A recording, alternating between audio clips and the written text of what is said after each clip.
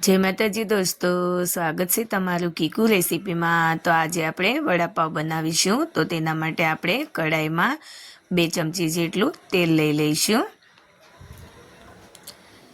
તેલ ગરમ થાય એટલે આપણે 1 ચમચી જેટલી રાઈ લેવાની છે। રાઈ ફૂટવા માંડે એટલે આપણે 1 ચમચી જેટલું જીરું લઈશું।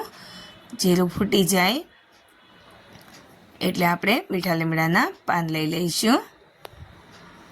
અને હવે આદુ ને લસણ ને લીલા મરચાં વાટેલા લીધા છે તે બધું લઈને બરાબર હલાવી લઈશું। અને અડધી ચમચી જેટલી હળદર લઈશું, અડધી ચમચી જેટલું ધાણા જીરું પાવડર લઈશું, સ્વાદ પ્રમાણે મીઠું લેવાનું છે અને બધી વસ્તુને બરાબર હલાવીને મિક્સ કરી દેવાની છે। અને હવે આપણે બાફેલા બટેટાને હાથની મદદથી મેશ કરી લીધા છે તે બટેટા લઈ લઈશું અને બરાબર મિક્સ કરી દેવાના છે। એકદમ સારી રીતે બધા બટેકામાં બધો મસાલો લાગી જાય એવી રીતે મિક્સ કરી દેવાનું છે। હવે આપણે કોથમીરના પાન લઈ લઈશું અને બરાબર મિક્સ કરી દઈશું।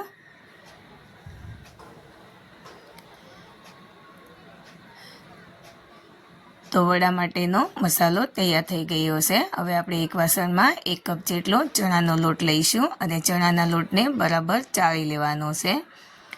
ચણાના લોટને ચાળીને લઈશું એટલે તેમાં ગાંઠા નહીં રહે।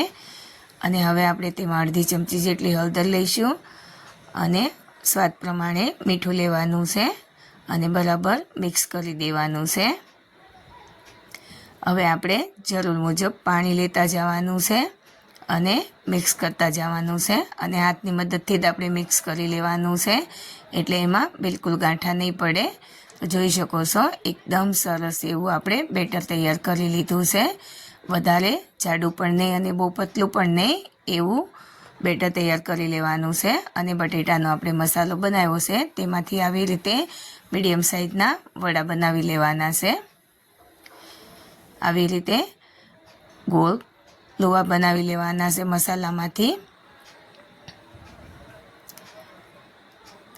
તમારે જેટલી સાઈઝના રાખવા હોય એટલી સાઈઝના રાખી શકાય છે।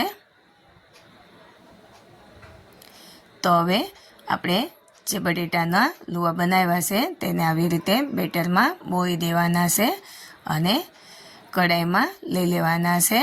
તેલ ગરમ કરવા આપણે પહેલેથી રાખી દીધું છે તેમાં આવી રીતે વડા મૂકી દેવાના છે। એક પછી એક આપણે વડા ગરમ તેલમાં તળી લેવાના છે। ફેરવી લઈશું હવે આપણે। તો જોઈ શકો છો એકદમ સરસ એવા વડા દેખાઈ રહ્યા છે। જેવા આપણે વડાપાવની દુકાને મળે એવા જ વડા બનીને તૈયાર થયા છે।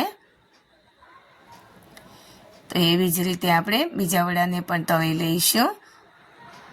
બીજા વડા પણ સરસ એવા તળાઈ ગયા છે તેને પણ આપણે લઈ લઈશું।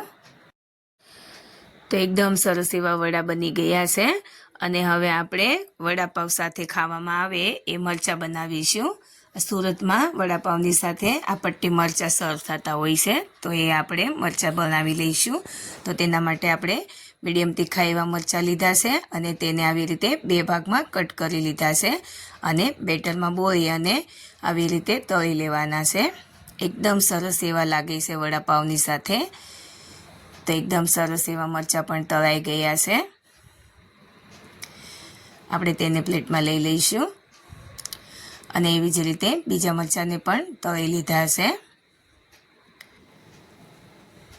તેને પણ આપણે પ્લેટમાં લઈ લઈશું। અને હવે આપણે વડાપાવ સર્વ કરીશું। તો તેના માટે 2 પાવ લીધા છે આપણે। પાવને વચ્ચેથી કટ કરી લઈશું અને આપણે કોથમીર પુદીનાની ચટણી લગાવી દઈશું। હવે આપણે મીઠી ચટણી લગાવીશું। ગોળ આંબલીની ચટણી બનાવેલી છે તે લગાવી દેવાની છે અને આ સૂકી ચટણી લીધેલી છે। વડાપાવમાં સૂકી ચટણીનો સ્વાદ સરસ એવો લાગે છે। કાંદા લસણની સૂકી ચટણી બનાવેલી છે તે લીધેલી છે અને વચ્ચે હવે આપણે વડા મૂકી દઈશું અને થોડું એવું આપણે આવી રીતે દબાવી દેવાનું છે। ઉપરથી પણ આપણે થોડી સૂકી ચટણી મૂકી દઈશું। તો તૈયાર છે આપણા સરસ એવા જોતાં જ ખાવાનું મન થઈ જાય તેવા વડાપાવ। તો તમે પણ ઘરે જરૂરથી ટ્રાય કરજો।